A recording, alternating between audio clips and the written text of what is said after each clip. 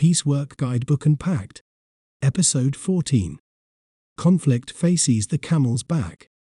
Similar to Glassell's model, the conflict faces tool discussed in Episode 8, Camel's back as it is also called, is based on the observation that conflict dynamics have a life cycle. Normal relationships within or between groups deteriorate. Gradually enmity and hostility rise. People resort to using violence. In the worst case, the situation results in war. Yet, the story does not end there. At same stage violence decrease. People begin to look for ways to resolve the issue that led to war, and, ideally, groups return to normal, non-violent relationships. Experience has shown that there is always a process that leads to violent confrontation, and experience has shown that once a conflict has escalated into violent confrontation, the violent conflict has a life cycle. One tool to describe and visualize this: the stages of conflict, or Camel is back. Pre-violence phase. Rumors, hate speech, war of words, propaganda, agitation, demonstration, group formation. Us against them, illegal arms trade increases, hiding of firearms, refusal to surrender arms. Confrontation and escalation. Violent or armed groups threatening people, sporadic raids, attacks, destroying property. Growing violence or killings, rape, increase in violent crime, general insecurity, movement increasingly restricted. Crisis and overt violence. Revenge, retaliation, people terrified, organized violence, closing of public services, displacement, people flee, businesses closed down, decline of economic activity, lack of perspective with people.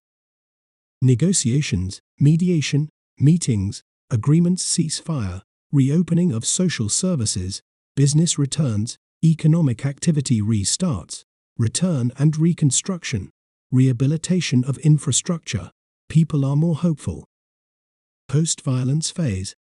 Reconciliation, local fundraising, collection of firearms, demilitarization, interclan marriages and festivities, development, activities, acceptance of legal settlements. The model displays the escalation as a curve beginning at a certain point in time when relationships in society were generally good. The people and the wider society were able to handle issues in a constructive, non-violent way. Then something happens, confrontation begins. At some point violence is being used, the situation has reached crisis level. But at some point violence decreases again, people by themselves or with external support look for other ways to handle the issue. This outcome phase may lead to a post-violence phase where normal relations are characterized by the use of non-violent ways to handle issues. But the post-violence phase is always different from the pre-violence phase. There is no return to a previous situation. How is it commonly used?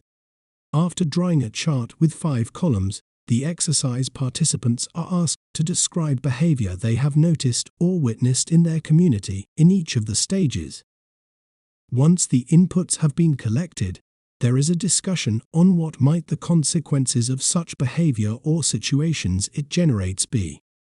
Later on, the discussion shifts towards what needs to change in order for people to start behaving in a way that disengages them from conflict and focuses on capacities for peace in a given community. Conflict faces the camel's back: strengths and limitations, effective visualization of conflict development and its escalation over a given period. Focuses on actors' behavior and their interrelations as related to the conflicting issue, useful for estimating the further development of a given situation and choosing actions to be undertaken to disengage actors from conflict-mongering behavior. Good starting point for a focused group exercise and discussion about community dynamics or a baseline on stakeholder involvement. Provides inputs on constructive, desirable non-violent behaviors. Limitations.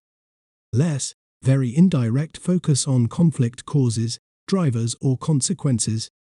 Needs to be combined with other, more elaborate conflict and/or context analysis tools. May cause tension to rise in the group by bringing to the surface different individual positions regarding the desirability or acceptability of certain types of justified violent behavior. For more information and practical examples, please refer to the Peacework Guidebook by YMCA Europe Roots for Peace. Next episode: Time and Powerline. Thank you for watching.